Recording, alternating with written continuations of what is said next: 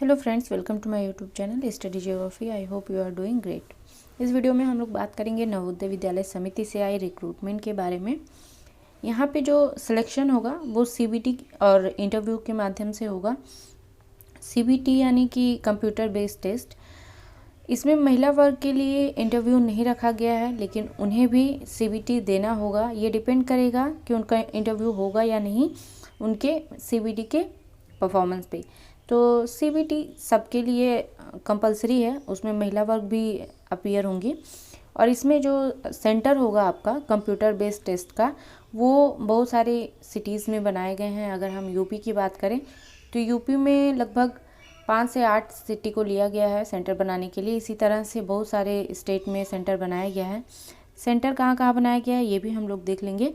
तो चलिए सारे नोटिफिकेशन को रीड आउट करते हैं कि ये रिक्रूटमेंट किस पोस्ट के लिए आई हुई है, सिलेक्शन मोड क्या होगा और लास्ट डेट वगैरह क्या है। इस चैनल पे आपको पीएचडी एडमिशन के नोटिफिकेशन की सारी डिटेल्स दी जाती है। असिस्टेंट प्रोफेसर की वैकेंसी कवर की जाती है। Teaching post, non teaching post के रिक्रूटमेंट भी कवर किए जाते हैं। अभी हाल ही में टाटा इंस्टीट्यूट से आई रिक्रूटमेंट को मैंने कवर किया है। अगर आपने नहीं देखा है तो उसे देख लें। इसके अलावा पीएचडी एंट्रेंस का previous year question paper available है, जो बहुत सारे यूनिवर्सिटीज़ रेट का एग्ज़ाम कंडक्ट कराती है। उसका पेपर अवेलेबल है। एनटीए नेट का previous year question paper available है। अगर आप देखना चाहते हैं तो प्लेलिस्ट में जाके देख सकते हैं। फ्रेंड्स, जो ये वैकेंसी आई हुई है ये नवोदय विद्यालय समिति से आई हुई है, जो कि गौतम बुद्ध नगर उत्तर प्रदेश में है। इसमें जो रिक्रूटमेंट है ये दिया गया 2021-22 का है। इसका हेड ऑफिस नोएडा में है और 8 रीजनल ऑफिस है। इसे भी हम लोग देख लेंगे, क्योंकि कुछ जो पोस्ट हैं वो हेड क्वार्टर और रीजनल ऑफिस में दिए गए हैं और कुछ जो पोस्ट हैं वो दिए गए हैं जवाहर नवोदय विद्यालय में। तो इसका जो हेड क्वार्टर है वो नोएडा में है, जो कि उत्तर प्रदेश में है, और 8 रीजनल ऑफिस दिया गया है। ये है भोपाल में, चंडीगढ़ में, हैदराबाद में, जयपुर में, लखनऊ में, पटना में और पुणे में और शिलोंग में दिया गया है। ठीक है। और जो जवाहर नवोदय विद्यालय है वो आपका है तमिलनाडु में। तो देख लेते हैं कौन कौन से पोस्ट हैं और कहाँ पे पोस्टिंग होगी। असिस्टेंट कमिश्नर दिया गया है group A, assistant commissioner group B, assistant section officer है, ऑडिट असिस्टेंट है, जूनियर ट्रांसलेशन ऑफिसर दिया गया है, जूनियर इंजीनियरिंग सिविल में दिया गया है, स्टेनोग्राफर है, कंप्यूटर ऑपरेटर दिया गया है, जूनियर सेक्रेटरी असिस्टेंट है और मल्टीटास्किंग स्टाफ के लिए है। ये हेड क्वार्टर और रीजनल ऑफिस में होगा। इसके अलावा फीमेल स्टाफ नर्स है, कैटरिंग असिस्टेंट दिया गया है, जूनियर सेक्रेटरी असिस्टेंट दिया गया है, इलेक्ट्रीशियन कम प्लम्बर दिया गया है, lab assistant and mess helper दिया गया है, जो कि आपका जवाहर नवोदय विद्यालय में होगा। अब हम लोग देख लेते हैं यहाँ पे आप जो पोस्ट दिया गया है उसमें कितनी वैकेंट सीटें दी गई हैं। ये पोस्ट वाइज आप देख सकते हैं, बहुत ज़्यादा पोस्ट हैं, तो इसीलिए हम लोग एसेंशियल क्वालिफिकेशन देख लेते हैं कि क्या क्या दिया गया है। उसके बाद में सिलेक्शन प्रोसेस देखेंगे। आप देख सकते हैं यहाँ पे एब्रिविएशन भी दिया गया है कि जो पोस्टेज हैं उसमें शॉर्ट फॉर्म में लिखा गया है, उसका एब्रिविएशन नीचे दिया गया है। जो आपको नहीं समझ में आए यहाँ पे देख सकते हैं। अब एलिजिबिलिटी क्राइटेरिया देख लेते हैं। जो असिस्टेंट कमिश्नर का एलिजिबिलिटी क्राइटेरिया दिया गया है, यहाँ पे पे स्केल दिया गया है, आपका लेवल 12 रहेगा, यानी 78,800 से लेके 2,09,200 रुपया तक आपको सैलरी दी जाएगी। और जो एज लिमिट होगा वो अपर एज लिमिट 45 ईयर का होगा। ठीक है। एसेंशियल क्वालिफिकेशन आपका मास्टर डिग्री होना चाहिए इन ह्यूमैनिटीज़ या साइंस या कॉमर्स सेक्टर से। उसके बाद में आपके पास इसमें 5 साल का एक्सपीरियंस होना चाहिए। ठीक है। अगर आप प्रिंसिपल पोस्ट पे एक्सपीरियंस्ड हैं तो आपको लेवल 12 मिलेगा, और अगर आप के पास प्रिंसिपल लेवल का नहीं है तो आपको लेवल 10 दिया जाएगा। ठीक है। इसके अलावा डिज़ायरेबल क्वालिफिकेशन आप देख लीजिएगा। और ग्रुप बी का जो असिस्टेंट कमिश्नर का पोस्ट है उसे हम लोग देख लेते हैं। इसमें एसेंशियल क्वालिफिकेशन क्या है। इसमें पे स्केल जो दिया गया है वो लेवल 11 होगा। इसमें आपको 67,700 से लेके 2,08,700 तक मिलेगा।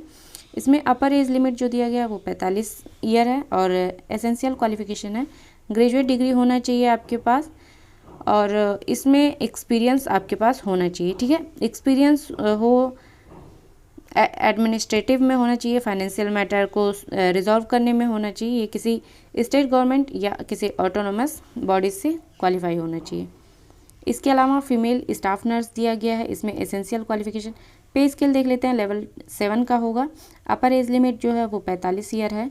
एसेंशियल क्वालिफिकेशन दिया गया है, आपके पास सीनियर सेकेंडरी एग्जामिनेशन क्वालिफाई होना चाहिए, ए ग्रेड का डिप्लोमा होना चाहिए, या फिर आपका नर्सिंग में सर्टिफिकेट हो, या आपका बीएससी नर्सिंग में होना चाहिए किसी स्टेट या इंडियन नर्सिंग काउंसिल से। इसमें 2 साल का आपका एक्सपीरियंस होना चाहिए। इसके बाद में असिस्टेंट सेक्शन ऑफिसर है, इसमें पे लेवल जो है आपका लेवल 6 का होगा। एज लिमिट 18 से 30 साल दिया गया है। एसेंशियल क्वालिफिकेशन दिया गया है, आपके पास डिग्री होना चाहिए किसी रिकॉग्नाइज्ड यूनिवर्सिटी के साथ, और नॉलेज होना चाहिए कंप्यूटर का, कंप्यूटर ऑपरेटर का नॉलेज होना चाहिए। ऑडिट असिस्टेंट प्रोफेसर की पोस्ट देख लेते हैं, ऑडिट असिस्टेंट पोस्ट को देख लेते हैं। इसमें एज पे स्केल दिया गया है, लेवल 6 का ही रहेगा। एज लिमिट आपका 18 से 30 साल दिया गया है। एसेंशियल क्वालिफिकेशन आपके पास सिर्फ बीकॉम होना चाहिए किसी भी रिकॉग्नाइज्ड यूनिवर्सिटी से। इसके बाद जूनियर ट्रांसलेशन ऑफिसर दिया गया है, जिसमें पे लेवल आपका होगा लेवल 6 का। अपर एज लिमिट दिया गया है 32 साल, 32 साल से ज़्यादा नहीं होना चाहिए। और एसेंशियल क्वालिफिकेशन दिया गया है, आपके पास मास्टर डिग्री होना चाहिए किसी रिकॉग्नाइज्ड यूनिवर्सिटी के साथ, और इसमें आपका हिंदी और इंग्लिश दोनों जो लैंग्वेज है वो मस्ट दिया गया है। इसमें बहुत सारी चीज़ें दी गई हैं, कोई भी एक आप किसी एक कैटेगरी को अगर क्वालिफाई किए हैं तो आप यहाँ पे इस पोस्ट के लिए फॉर्म को फिल कर सकते हैं। इसके साथ दिया गया है कि आपके पास डिप्लोमा सर्टिफिकेट होना चाहिए। जूनियर इंजीनियरिंग जो कि सिविल में है, इस पोस्ट के लिए जो पे स्केल दिया गया है वो लेवल 5 का है। अपर एज लिमिट जो दिया गया है वो 35 साल दिया गया है। एसेंशियल क्वालिफिकेशन जो है वो है आपका सिविल इंजीनियरिंग में डिग्री होना चाहिए या 3 साल का डिप्लोमा होना चाहिए सिविल इंजीनियरिंग में। इसके साथ ही 3 साल का आपके पास एक्सपीरियंस होना चाहिए। स्टेनोग्राफर दिया गया है, स्टेनोग्राफर में जो पे लेवल है वो 4 का है, और एज लिमिट दिया गया है 18 से 27 साल। एसेंशियल क्वालिफिकेशन जो दिया गया है ये है आपका सीनियर सेकेंडरी स्कूल सर्टिफिकेट होना चाहिए आपके पास, यानी कि 12 पास हो। उसके साथ ही आपका शॉर्ट हैंड स्पीड जो है वो 80 वर्ड होना चाहिए पर मिनट। टाइपिंग स्पीड 40 वर्ड पर मिनट दिया है, इंग्लिश का होना चाहिए, ठीक है।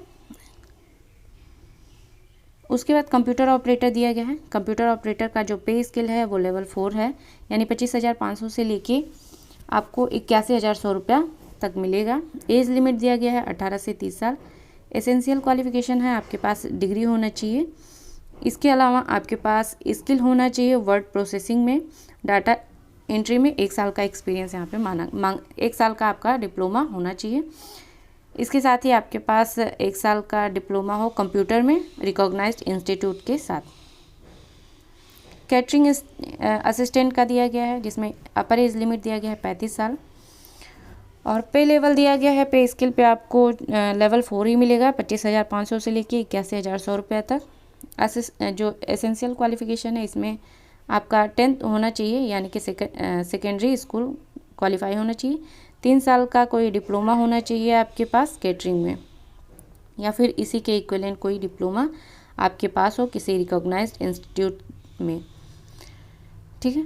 इसके बाद दिया गया है आपका जूनियर सेक्रेटरी असिस्टेंट। जो एज लिमिट दिया गया है, एज लिमिट में अभी रिजर्व कैटेगरी को कुछ छूट दी गई है, उसे भी हम लोग देख लेंगे। जूनियर सेक्रेटरीट असिस्टेंट के लिए दिया गया है, ये हेडक्वार्टर और रीजनल ऑफिस में ही रहेगा पोस्टेड।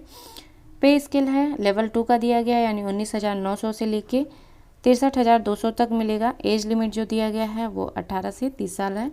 एसेंशियल क्वालिफिकेशन दिया गया है, आपके पास सीनियर सेकेंडरी होना चाहिए क्वालिफाई।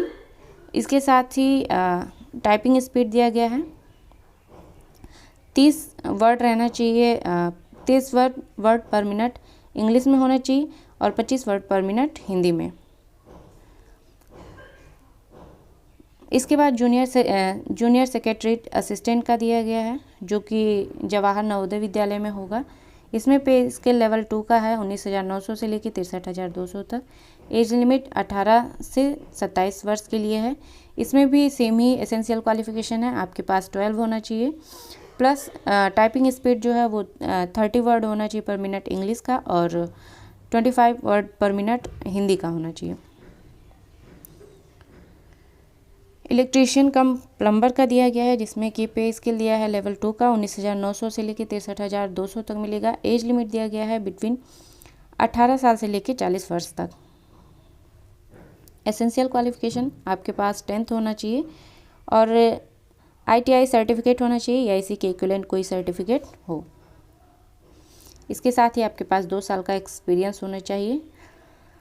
लैब असिस्टेंट का देख लेते हैं, लैब अटेंडेंट का देख लेते हैं। इसमें पे स्केल दिया गया है लेवल 1 रहेगा, 18,000 से लेके आपको 56,900 तक दिया जाएगा। एज लिमिट दिया गया है 18 से 30 साल तक। एसेंशियल क्वालिफिकेशन है आपके पास इसमें 10th होना चाहिए प्लस कोई डिप्लोमा हो। मिस हेल्पर में दिया गया है, इसमें पे लेवल जो रहेगा वो लेवल 1 का रहेगा, 18,000 से लेके 56,900 तक दिया जाएगा। एज लिमिट 18 से 30 साल है। एसेंशियल क्वालिफिकेशन जो दिया गया है वो आपके पास 10th की डिग्री होनी चाहिए, आप 10th पास हों। मल्टीटास्किंग स्टाफ के लिए दिया गया है, जिसका पोस्टिंग होगा हेडक्वार्टर में या रीजनल ऑफिस में। पे स्केल है लेवल 1 ही है, 18,000 से लेके 56,900 तक दिया जाएगा। एज लिमिट है 18 साल से 30 साल तक। एसेंशियल क्वालिफिकेशन यहाँ भी सेम ही है, आपके पास 10th का सर्टिफिकेट हो, यानी कि आपने 10th पास किया हो। एज रिलैक्सेशन यहाँ पे दिया गया है, आप देख सकते हैं। SC ST कैटेगरी को 5 साल का दिया गया है, OBC नॉन क्रीमिलियर को 3 साल का दिया गया है। और सिलेक्शन प्रोसेस देख लेते हैं क्या क्या दिया गया है। मोड ऑफ सिलेक्शन दिया गया है, यहाँ पे आप देखिए आपका जो सिलेक्शन होगा वो CBT यानी कि कंप्यूटर बेस्ड टेस्ट होगा, उसके बाद में आपका इंटरव्यू होगा, उसके बिहाफ पे आपका सिलेक्शन होगा। यहाँ दिया गया है in the case of female staff nurse, assistant section officer, audit assistant, junior translation officer, computer operator, catering assistant, lab attendant and multitask staff में अगर महिला वर्ग ने फॉर्म फिल किया है तो उनका जो सिलेक्शन होगा वो हो सकता है will be done on the basis of the performance of the candidate in the CBT only, यानी कि उनका जो कंप्यूटर बेस्ड टेस्ट होगा उसके परफॉर्मेंस के बिहाफ पे उनका सिलेक्शन हो सकता है, अगर वो इन सारे पोस्ट में फिल करती हैं एप्लीकेशन। तो यहाँ पे सिटी देख लीजिए, जो आपके CBT होगा उसका जो सेंटर सिटी दिया गया है, बहुत सारे यहाँ पे सिटी हैं। आप जिस भी स्टेट से हैं अपने स्टेट में देख सकते हैं। यहाँ पे अगर यूपी की बात करें तो यहाँ देखिए गोरखपुर दिया गया है, झांसी है, कानपुर है और लखनऊ दिया गया है, मेरठ दिया गया है, बनारसी दिया गया है, देहरादून है, उत्तराखंड हल्द्वानी है, रुड़की है, आसनसोल और कोलकाता दिया गया है, सिलीगुड़ी है। इसी तरह से नागपुर, नासिक, पुणे, इम्फाल, शिलांग सारी चीज़ें दी गई हैं। आप अपनी सिटी को ज़रूर एक बार देख लें। ये जो PDF है वो आपको मेरे टेलीग्राम चैनल पे मिल जाएगा, वहाँ से जाके सब रीड आउट कर सकते हैं। इसके अलावा जो आपका एग्ज़ाम होगा CBT जो होगा वो आपका उसका जो सिलेबस होगा उसमें क्या क्या आएगा ये डिपेंड करेगा आपके पोस्ट पे। अलग अलग पोस्ट का अलग अलग दिया गया है यहाँ पे सिलेबस। आप जिस भी पोस्ट के लिए फॉर्म फिल करना चाहते हैं उस पोस्ट में जो आपका सिलेबस है वो आप एक बार ज़रूर चेक कर लें। यहाँ देखिए हाउ टू अप्लाई दिया गया है। अप्लाई कैसे करना है, अप्लाई आपको ऑनलाइन मोड में ही करना है। किसी और मोड से आप अप्लाई करेंगे तो एप्लीकेशन को एक्सेप्ट नहीं किया जाएगा, रिजेक्ट कर दिया जाएगा। एप्लीकेशन फॉर्म जो है वो आपको वेबसाइट पे मिल जाएगा। NVS की जो वेबसाइट का लिंक है वो आपको डिस्क्रिप्शन बॉक्स में मिल जाएगा, वहाँ से आप फॉर्म को फिल कर सकते हैं। जो एप्लीकेशन फ़ी है वो देख लेते हैं। असिस्टेंट कमिश्नर ग्रुप B के लिए 1500 रुपये एप्लीकेशन फ़ी है।